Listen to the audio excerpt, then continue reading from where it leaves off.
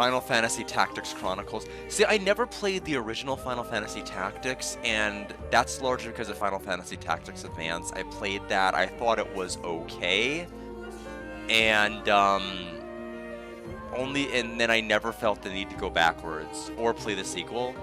And it's kind of my own fault. It's like how my friend Alex, he played Donkey Kong Bonanza as being his first Donkey Kong game, and now he doesn't want to play Donkey Kong Countries. And I'm like, this is the problem I knew he was going to have when he played it. I'm like, are you sure you want to start with this? And I'm like, if you don't like it, you're going to go back and hate all the other games. And he's like, no. But it's rough. But I mean, it's a shame. I think he'd like Donkey Kong Country too. But in any event.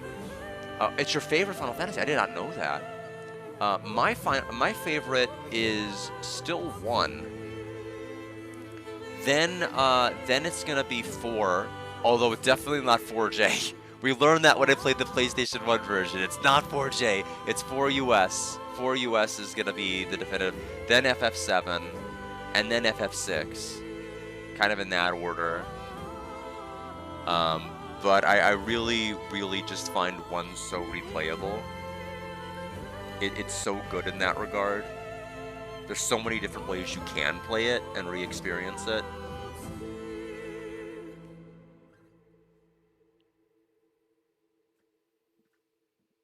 It's kind of an odd place for the music to end. Like, what are you doing, credits?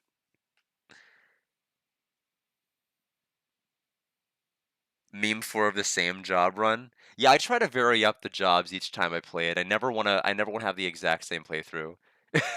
Oh yeah, like Expedition 60. Just have 4 monks like Expedition 60. Just take off all their clothes. We're gonna charge Lumiere. It's great. That's the strat that they used.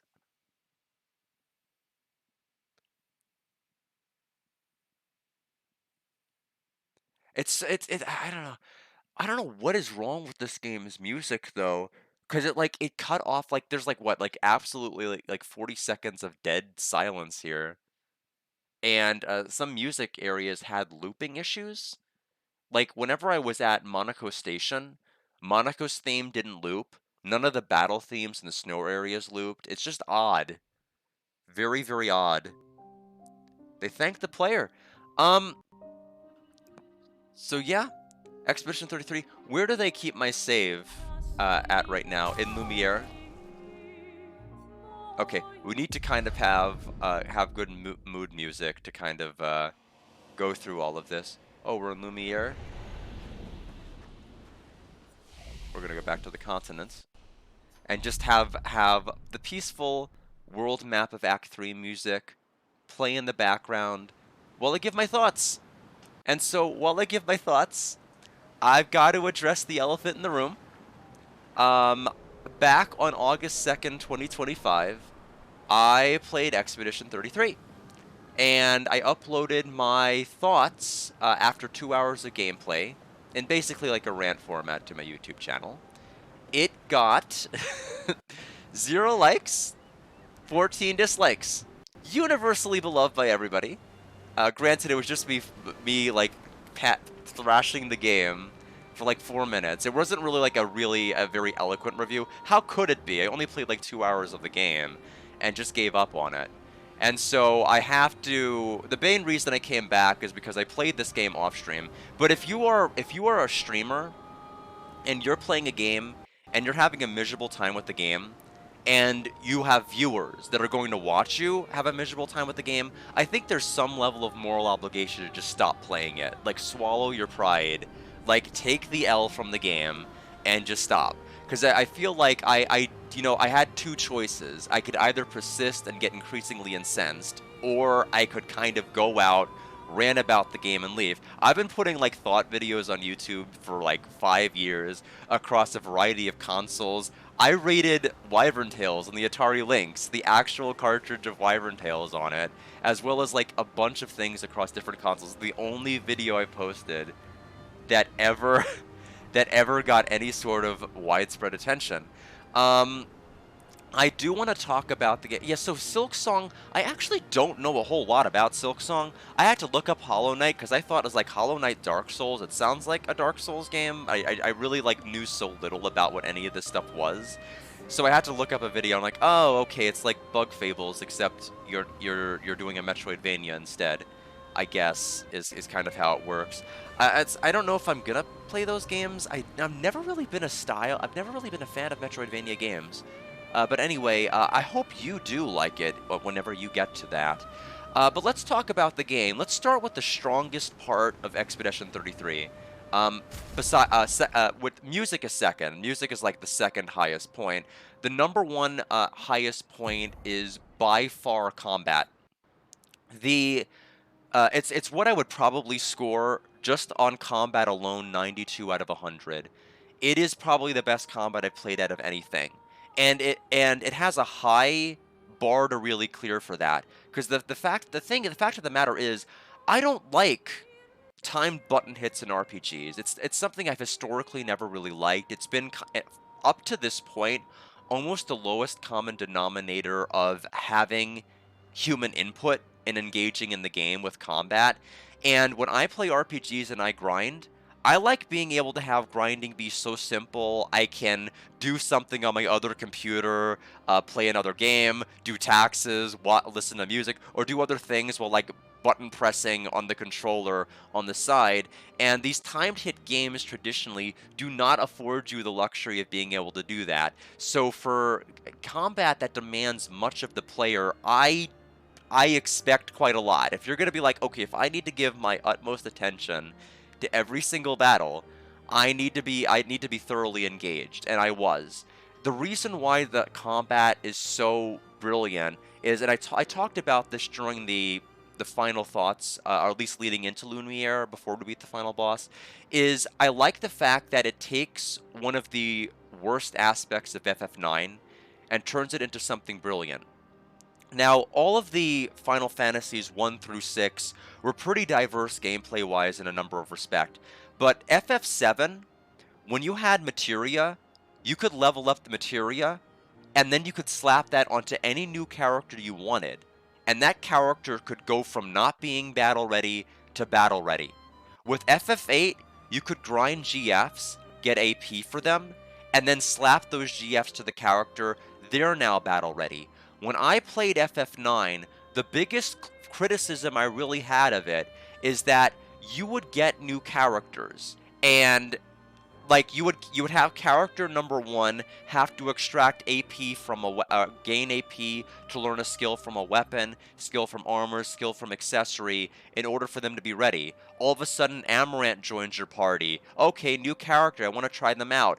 Well, you've got to get the AP to learn the ability for that accessory, that weapon, that armor, for like every piece of armor, equipment, or thing that you have in order for them to be battle ready, rather than just slapping on materia, slapping on GF. They are for them to be ready. You have to put a whole bunch of work into them. And FF9 is actually the reason why, if you've noticed, when I play RPGs, when I get new characters, I kind of shy away from them. There's a reason there's a channel redeem option for changing party members, because FF9 has made me so adverse to changing characters because of the work that was necessary to make them ready. Expedition 33 has a brilliant compromise. It has the same kind of skill extraction that FF9 does, but once a character learns it, every character can benefit from it. Even characters that haven't even joined your party yet. 4 simple battles, you learn a Picto, any character can equip it. It is the one thing that I think has built upon the backbone of every single RPG that has laid the path before it. It has turned FF9's not so great system into something really, really good. And I've heard Alex, who graveyarded the game, kind of say the combat is a little too Mario and Luigi. I don't really get that impression. When I play Mario and Luigi and I dodge, or I jump on a Koopa shell to knock it back, I don't get any kind of rush out of doing that. I don't feel anything like substantial out of doing that. But when I dodge like a 6 attack string from a boss or parry it, I do get a bit of a rush. I do feel a little bit proud. And so I will say, for a type of combat which is doing timed hits, it did the best job it realistically possibly could. I still prefer combat where I don't have to pay that much attention just because it is easier for me to grind and do other things, but this is the best way they could have done it. So I'm going to say, like, hands down, 92 out of 100. It is the strongest aspect about this game. Now, the biggest flaw, the reason that my score is not going to be in the 90s, along with its combat, is flow. Flow to me is more important than anything. Flow being how is your journey from part A to part B? Are you feeling motivated or incentivized to explore every future area because of what you've experienced so far? With combat, combat is fun when you do it, but there's nothing about this game's combat that makes me want to do more of its combat. It's not like, oh, I can't wait to fight the next boss and parry this 9 attack string and be able to knock it backwards. There wasn't really anything about that where I'm like, I just gotta fight more stuff. I want to fight more. There really wasn't anything about that that wanted me to do that. So it's more about, like, how did the journey feel? And the journey did not feel good. The reason the journey did not feel good is I think they fumbled the prologue very, very hard. And it wasn't one of those situations where it's like, I know back when I ranted at this game back in August, like, I truly didn't know where they were going. But once I saw where they were going and in fact saw the entire story, I realized they really did fumble the prologue. Because the biggest draw of this story, like, of following this expedition, is this expedition's journey, is it worth really being able to go on? Like, is it a situation where you feel incentivized to save Lumiere, or do you feel like where one falls, the other continues, or do you feel like this entire journey is futile and you need to be able to embrace whatever time you have left before you're gommaged? Because you realize that playing this game, everybody's going to die before they hit 40. Like, everybody's going to die. And so if you have children, that places a moral burden on yourself. Like, you're not going to be able to, if you have children late, like, you're not going to be able to really watch them grow up very long. They're going to end up orphaned, alone, and all of these other things. And so the problem is, I don't think the game never made a convincing argument about why Lumiere was worth saving. The game started with a dumb expedition festival, which I didn't think was very, very engaging, and I don't think was a very authentic way of portraying Lumiere. You want to see the kids next door apocalypse in this game?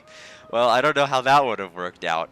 But what I mean by that, what I mean by my comment, is we learn from the campfire scenes with Verso and the other characters, Verso especially with Mael, about, like, the bakery that Verso used to frequent back before the fracture. And, like, Mael talked about how I guess that it's now called this, or it changed hands or something. It's been about several weeks since I saw that scene. Forgive me for not memorizing it meticulously. But I think what would have been a convincing argument is, show me why I need to care about Lumiere first, because the game at the beginning starts off very heavy. Gustave over a gravestone, the impending homage that's about to happen, losing multiple people. You immediately get kicked off and thrust into this expedition where a ton of its members die. A ton of Expedition 33 dies off immediately, and you just have to go onward because, you know, when one falls, another continues. But I think that argument can only really work if you know what's worth protecting to begin with. Have the opening establishing shot be in the bakery that they ended up discussing in the campfire scene, or showcase people in Lumiere living their everyday lives, then cut to the looming 34 in the background, then go exactly where you went with Gustave. Right there, you've established some level of connection. He's old. Yes, he's old. It's like, I did think it was just, I literally said to myself as these characters were being offed, well, at least I don't have to worry about who they were and why they matter, because they're gone now. The game did such a poor job at the beginning of getting me invested in its story and its world that I really think it could have benefited from more time. I hear this game being compared to Final Fantasy X a lot, and I can kind of get the parallel between the Summoner, the Final Aeon, the cycle of death and rebirth that keeps happening. But what made FF10 better of a story than this is we got to experience Spira, the various races, the Guado, the Ronzo, the Albed, everybody, before we knew the major twist about what happened to the Summoner. We got to experience Spira before we made a decision. Is it worth it to sacrifice a Summoner just for an era of fleeting peace, or do we need to break this stupid cycle of death and rebirth? It at least made the argument that Spira was worth protecting by showcasing it first. Here, what's the argument for Lumiere exactly? You barely get to engage with Lumiere. The only race in this entire canvas are these annoying Gestrels or Nevrons that are just kind of annoying little minion characters like you'd see in Despicable Me that do funny nonsense. This isn't a very engaging canvas world. There's nothing here that I think is really worth protecting or saving, and I think that's a critical shortcoming of this particular game, because, and I'm not necessarily saying that just because a game has a bad story or a bad kickoff, that it means it has bad flow. I have played games with no story or terrible story. I played Ancient Roman on the PlayStation 1, and I gave it a 79. Why did I give it a 79 despite its story being bad and its gameplay being jank? Because it flowed so well. Stream 1, I went through like 4 different dungeons and like 7 towns in one stream. You really can't beat that level of flow. You didn't have to stop and grind anywhere. You could just play and complete the game. You would save Mime. Yeah, Mime is a terrible thing to waste. That was the oddest part of the festival to me. That's where I'm like, nope. I'm not following it. You need more Braska spheres. Yeah, I'm the best. I'm checked. But in any event, the biggest problem of this game, when it came to the locations, was the lack of a map. The one thing I was majorly wrong about is there is a world map once you get out into this greater area, but none of the mini areas have a map, which is a problem, because tell me if this is your experience with Expedition 33. Like, tell me in the comments. Like, if I'm wrong, I'm wrong. But you have to, number one, go through an area and try to find items and try to find the way forward. And once you find your way forward, you have to go on YouTube, type X area, all collectibles, and watch a video of the entire area to find everything you missed, because there's not a map you can look at online to see all the things you missed. And then, once you go through those videos of all the things you missed, then go to the comment sections of the videos of everything you missed to see if there's anything that person missed, because there's no map, and so you have to go through there to find out. You have to go through multiple layers. You have now played through the area yourself. You've now watched a video. You've now read a comment section, and you just have to trust you found everything. That is completely and utterly unacceptable for a 2025 game. Like, that is unacceptable. Like, when I play an old Final Fantasy game and I pull open a dungeon map on the side, that's not immersion breaking to me. That's like if I were to open up a mini map in a game or something. I don't really consider that to be a major disrupting factor to playing a game. But in 2025, have they learned nothing about mapping in any game?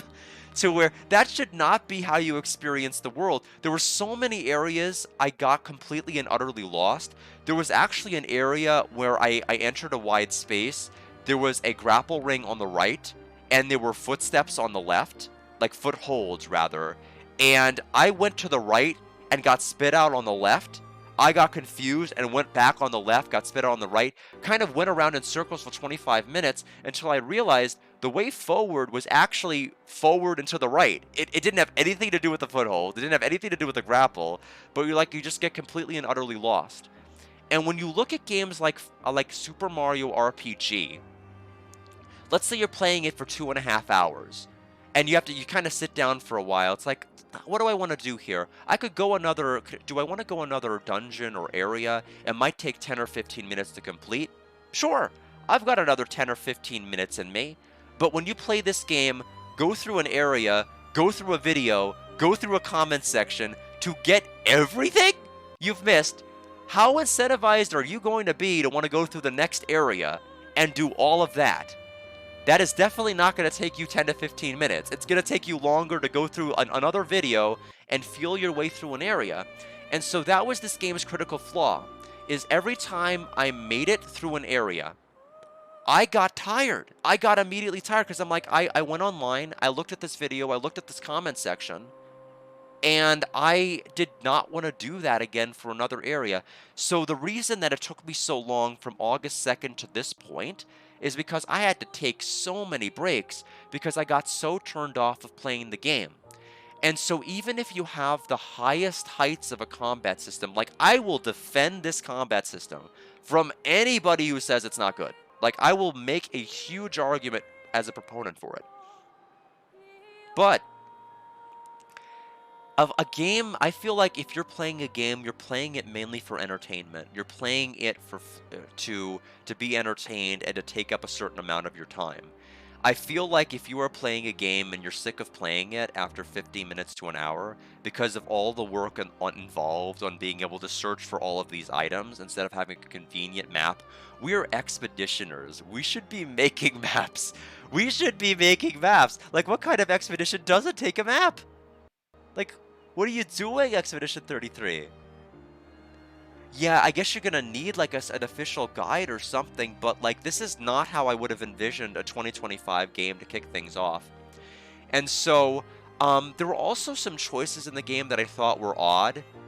Affinity starting in Chapter 2, or Act 2, it really felt like it came out of nowhere. There was really nothing in the prior chapter that prepared you for all of a sudden having affinity, and it wasn't really clear while you were doing it why you were doing it. It wasn't clear that you were going to learn abilities or have certain strength ups, and like even the loading tutorials on the side didn't really make it clear why it was worth your time until you realized, oh, you're unlocking all of these different gradient attack power-ups by going through this affinity stuff. It wasn't clear at the time when I was going through it, and it still feels stilted and not quite clear. As far as how I would score this, how do I score a game that has extremely high combat, but like extremely terrible flow? I don't fail it. Like I absolutely do not fail it because combat is definitely an important factor. But as far as where I'm gonna place this game, like looking at my score sheet here,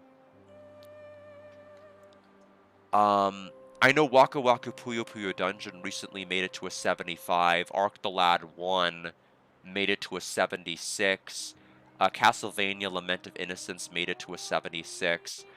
Guardian War on the 3DO and Grandia Extreme on the PlayStation 2 are both 73. And I can't say I like this game more than Guardian War or Grandia Extreme. But I can't necessarily say they're worse. I can't necessarily say that this game is worse. There's so many games that are also kind of hovering at the 74 territory that I know this game hasn't really made it to yet, though. So, I think we're looking at a 73 final score for this.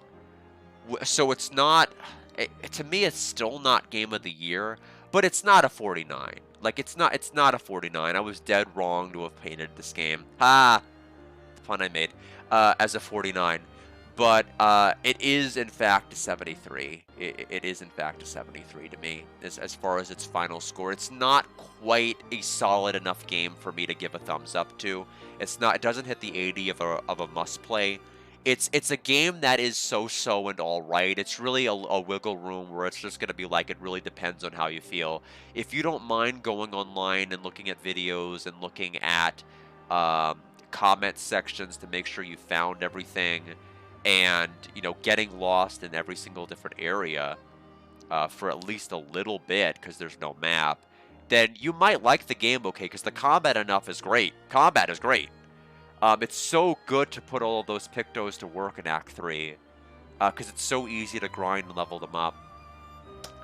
But anyway, that is my long-awaited follow-up commentary to my 49 out of 100 rant. It is not a failure. But I don't like, it seems like they're gonna be making sequels to this game, like, because there's so much potential of what you could do for this painter's conflict in the real world to where you could make sequels. With the 73 showing and just the terrible levels of flow to it, I don't know if it's good enough for me to want to pick up any future installments. So I think, at least right now, it's probably going to be a pass for any future Expedition 33 games or Clair Obscur games.